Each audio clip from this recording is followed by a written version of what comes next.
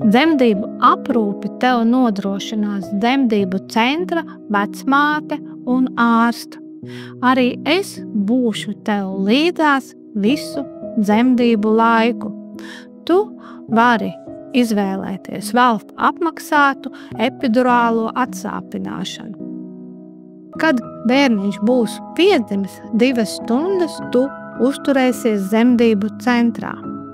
Pēc 2 stundām tevi un mazulīti pārvedīs uz mātes un bērna nodaļu, kur tu pavadīsi apmēram 3 līdz 4 dienas.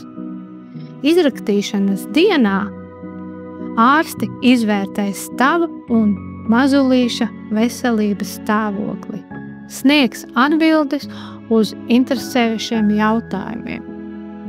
Izrakstīšanas dienā tu saņemsi savus un mazulīša dokumentus.